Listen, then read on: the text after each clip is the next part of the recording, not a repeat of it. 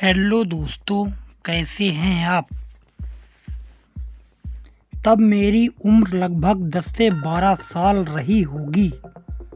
हमारे पड़ोस में रहने वाले नितिन भैया ने एक दिन मुझे बुलाया और मेरी हथेली पर एक मुड़ा हुआ कागज और 50 पैसे का सिक्का रखते हुए बोले, सुमित, तुम बहुत समझदार हो, ये चिट्ठी शालिनी को दे आओ।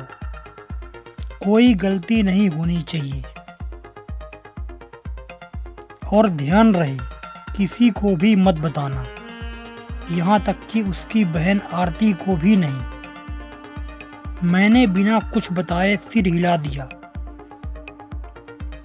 और कागज को जल्दी से अपनी जेब में छिपा लिया। मन में थोड़ी घबराहट थी, लेकिन हिम्मत जुटाई और शालिनी के घर की तरफ चल पड़ा। शालिनी और आरती दोनों बहनें जवान और बेहद खूबसूरत थी। आरती मुझसे और मेरे दोस्त वरुण से 2-3 साल बड़ी थी। चूंकि वरुण मेरा क्लासमेट था, इसलिए मैं उसके घर कुछ बार जा चुका था, लेकिन आम तौर पर हम साथ में बाहर खेलते थे। उस दिन जब मैं शालिनी के घर के पास पहुंचा तो मेरे दिल में अजीब सी बेचैनी थी। मैंने खुद को समझाते हुए घर के अंदर कदम रखा। बाहर वाले कमरे में आरती बैठी पढ़ाई कर रही थी। उसे देखकर मुझे तुरंत एहसास हुआ कि समस्या तो बड़ी है। शालिनी और आरती दोनों एक जैसी दिखती थी।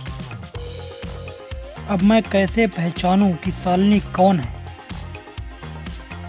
मेरा दिल जोर जोर से धड़कने लगा और मैं बुरी तरह से घबरा गया।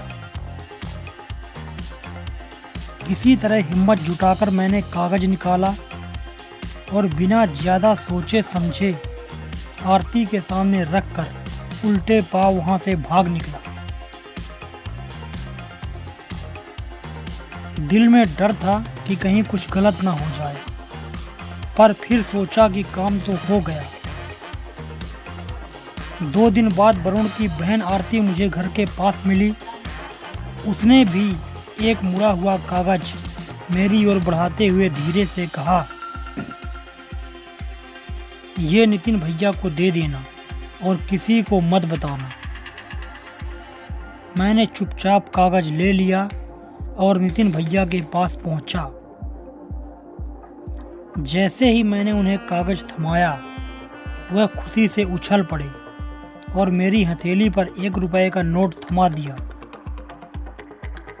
मैं एकदम हैरान रह गया।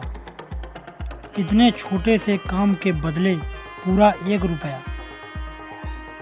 उस समय मुझे प्रेम पत्र के बारे में कुछ नहीं पता था, तो मैंने इसे कोई खास बात नहीं समझा। कुछ दिनों बाद अचानक नितिन भैया ने मुझे गली में घेर लिया और गुस्से में मेरा कान मरोड़ते हुए बोले, अरे सुमित, तुझसे एक छोटा सा काम क्या कहा था और तुमने सब गड़बड़ कर दी। मैंने तुम्हें कागज शालिनी को देने को कहा था और तुमने जाकर आरती को दे दिया। अब मेरी इज्जत का सत्यानाश कर दिया। अब मेरे पैसे वापस निकाल।